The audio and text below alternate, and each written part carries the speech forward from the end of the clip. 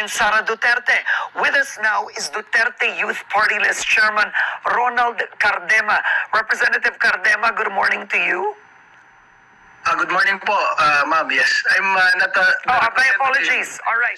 But I was gonna say, because youth party list po ito, no, sa Duterte Youth. Ang tanong ko, were the Duterte supporters completely blindsided?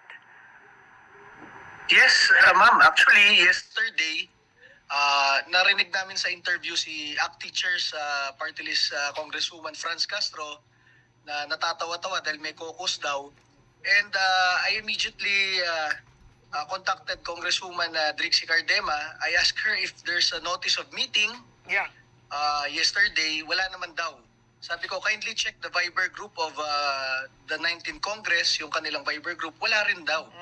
So, sabi ko, saan nagpupunta tong mga kongresistang to? Sa Romualdez Hall daw. So, minomonitor namin, wala talagang patawag sa mga katulad namin, sa katulad nila na Duterte allies. So, talagang, alam niyo, masabi ko sa inyo, yung Romualdez Hall, pinapatawag talaga yung mga kongresista dyan pag panahon ng adjournment. Ginagather bago mag-adjourn. So, I think do sa interview na ibang kongresista, hindi rin nila alam kung ba't sila pinapatawag. Pero meron ng meron ng konting idea yung iba na it is about the impeachment, ma'am. Oo. Pero kung gano'n, no, considering that the hearings have been going on in the Quad Committee, there were already 3 impeachment complaints. Prior to this 4th one, bakit hindi naganda ang mga Duterte supporters? It seems that the Duterte supporters just relied on the INC rally. But within Congress, anong ginawa ninyo? Yes, ma'am. Actually, we relied on the rules of the House of Representatives. But they followed the rules. What they did was part of the rules. There are 2 modes to impeach. That was one of them. Actually, ang iniisip namin dyan, ma'am, so there were impeachment complaints. Then, i-check muna ng House Committee on Justice kung sufficient in form or in substance. Then after... Yeah, but that's one mode. But you do know the other mode, that from the plenary, it goes straight to the Senate. This was done during the impeachment of former President Erap Estrada. Ang naisip ko dyan, ma'am, kahapon, how come that there are 100 to 200 plus members of Congress na nag-sign sa impeachment ni Vice President Sara Duterte nang hindi man lang na-hearing si Sara Duterte? They don't know the details of the case. Sa proper mode nga, ma'am, if you file it in the House Committee on Justice, kasi nandun yung mga abogadong kongresista, ipapatawag pa nila mismo yung respondent, yung kinakasuhan, di ba? Para ma-hear naman yung side niya. But wasn't she called already during the Quad Committee hearings?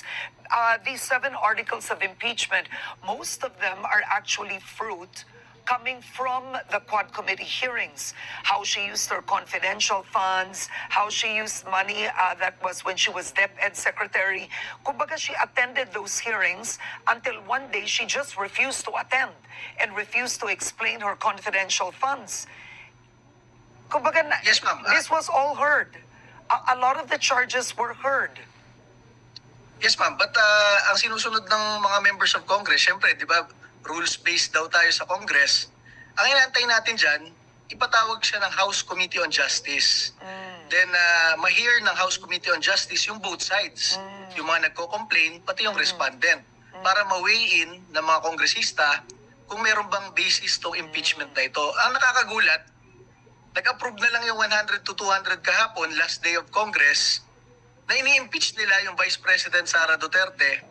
Nang sa tingin ko, hindi naman nila alam talaga yung details. Kahit magtanungan tayo, magdebatihan tayo dito sa mga 200 plus na ito, baka yung mismong articles of impeachment hindi nila sa ulo o hindi nila alam, ma'am. So yun ang pinagtataka natin, bakit na railroad ng ganun kabilis?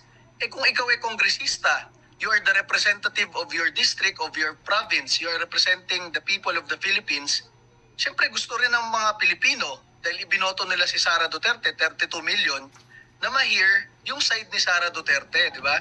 What are you representing if you railroad the process? Binoto ng mga constituents mo.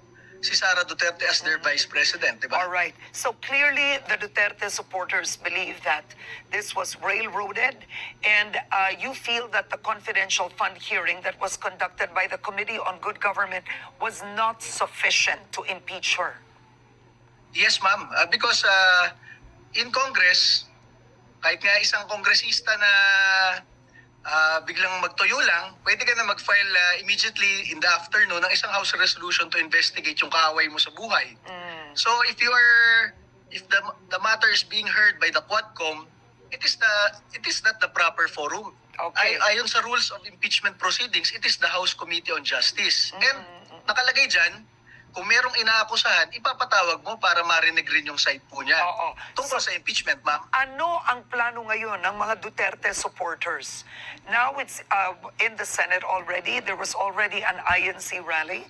But ano ang plano po ng grupo ninyo and the other Duterte supporters in the lower house? Yes, ma'am. Sa amin sa Duterte Youth Party List, kinolekta rin namin yung listahan ng 200 plus na kongresista kahapon. 215. Gusto namin i-publish yan. Okay. Kasama yung mga mukha nila at kung anong tinatakbuhan nila ngayon 2025. Gusto namin ipakita sa taong bayan na tanungin mismo nila itong mga kongresista nila if they represented their constituencies yesterday nung bumoto sa kanila. Kasi masabi ko sa inyo, 200 plus yan. Ang kaya ko lang isite yung mismo kongresista ko dito sa Calamba, Laguna. Alam nyo, I just found out yesterday that Vice President Sara Duterte got more votes than our mayor, than our vice mayor, than our congressman. So kung yung congressman namin, si Cha Hernandez, ay bumoto against kay Sara Duterte kahapon, sinong constituency yung nirepresent niya? Sara Duterte got more votes in Calamba City than her, than our mayor and than our But then vice mayor. But Chairman, but in getting more votes, that's not an absolute. At the end of the day, an impeachment process holds sitting officials accountable. In other words, just because you were voted and you were very popular, that was the ERAP story too, right? And he was impeached for accusations of graft and corruption and eventually plunder as well. So ganun din yun. Yes, ma'am. But In other words, Congress those is votes, just having a lot of votes is not an absolute guarantee that you are not accountable to the people. Yes, that's right, ma'am. Anybody who has been voted can be, pwede namang kasuhan kahit sino yan, di ba? Pero ang gusto natin sana, because lahat nga pinag-uusapan sa Sangguniang Barangay, lahat Okay. pinag-uusapan sa Sangguniang Panlalawigan at Bayan. Bakit itong pinakamataas na venue for debates and discussion ng Pilipinas, the House of Representatives, ba't hindi pinag-usapan yung kinakasuhan? Bakit hindi pinatawag at na-hear man lang yung kinakasuhan? Ang akala namin, susundin tong published rules of procedure in impeachment proceedings Okay. na ipapatawag ang Vice President sa House Committee on Justice para ma-hear yung side niya. Okay. Ang ginakagulat mo dyan, Ma'am Karen, paano nangyari na merong 100 to 200 members of Congress on last day of session Yeah. can decide Yeah. outrightly that Sara Duterte should So be what do you impeached think without happened? hearing her side? That's my last question, if you can answer ma'am. quickly. Why do you think last session day before Congress adjourned, suddenly there are 215 congressmen who signed? Why? Because it is the adjournment of Congress in an election year. So sinabi ko nga sa inyo, every adjournment day in Congress after a few months, pinapatawag talaga lahat Oo. sa Romualdez Hall para At i-gather bago ano ba mag-adjourn. nangyayari doon? Ba't palagay mo bumoto sila? Ang balita ko, merong mga pondo na nakalagay for later release. Ibig sabihin, it is a conditional release of funds.